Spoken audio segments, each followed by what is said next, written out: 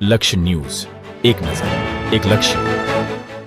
સુરેન્દ્રનગર જિલ્લામાં મતદાર યાદીની ખાસ સંક્ષિપ્ત પ્રક્રિયા સંપન્ન.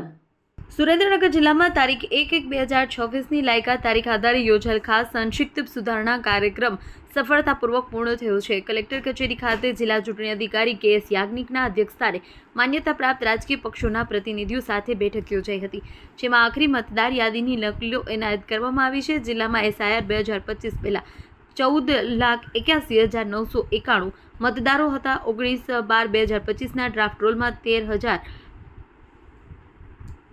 તારીખ 19/12/2025ના ડ્રાફ્ટ રોલમાં 13,44,959 મતદારો નોંધાયા. સમગ્ર પ્રક્રિયા દરમિયાન 21,316 નામોના ઉમેરો અને 21,415 નામો કમી થયા. હાલ જિલ્લામાં કુલ 13,44,860 મતદારો નોંધાયા છે.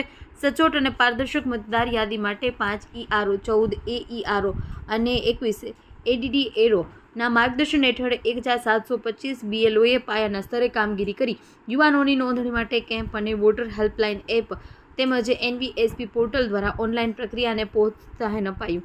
જિલ્લા ચૂંટણી અધિકારીએ નાગરિકોને નામ ચકાસવા અને જરૂરી હોય તો ફોર્મ નંબર 6 કે 7 ભરવા અનુરોધ કર્યો છે. દેવમ ત્રિવેદી, સુરેન્દ્રનગર. આજરોજ તારીખ 17 ફેબ્રુઆરી 2026ના ભારતના નિર્વાચન આયોગના આદેશાનુસાર સુરેન્દ્રનગર જિલ્લામાં તારીખ 1/1/2026ની લાયકાતના સંદર્ભમાં યોજાયેલ ખાસ સંક્ષિપ્ત સુધારણા કાર્યક્રમ SIR 2025 સફળતાપૂર્વક આજે પૂર્ણ થાય છે. એમાં લગભગ મતદાર નોંધણી અધિકારી 5 હતા, મદદનીશ મતદાર નોંધણી અધિકારી 14 હતા, વધારાના મદદનીશ મતદાર નોંધણી અધિકારી 21 હતા, બૂથ લેવલ ઓફિસર 1518 હતા.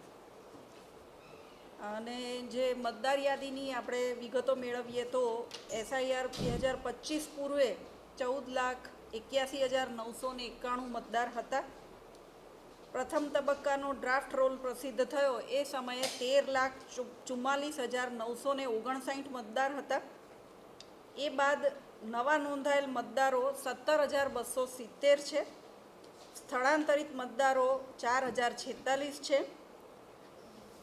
કુલ જે મતદાર યાદીમાં ઉમેરો થયો છે એ જોઈએ તો 21,316 મતદારોનો ઉમેરો થયો છે. કમી થયેલ મતદારો 21,415 છે. અને આખરી પ્રસિદ્ધ થયેલ કુલ મતદારો 17 ફેબ્રુઆરી 2026ની સ્થિતિએ 13,44,860 મતદારો છે. એટલે ડ્રાફ્ટ રોલ સમયે અને આજે પ્રસિદ્ધ થયેલ ફાઇનલ રોલ સમયે 99 મતદારોનો ઘટાડો નોંધાયેલ છે. આમ છતાં હું સુરેન્દ્રનગર જિલ્લાના તમામ મતદારોને અને નાગરિકોને અપીલ કરીશ કે આપ સૌ આખરી પ્રસિદ્ધ થયેલ મતદાર યાદીમાં આપનું નામ ચકાસી લેશો. લોકશાહીના મહાપર્વમાં પાત્રતા ધરાવતો દરેક નાગરિક એના મતાધિકારથી વંચિત ના રહે તે જોવા માટે અને તેની કાળજી કરવા માટે તંત્ર કટિબદ્ધ છે. Thank you.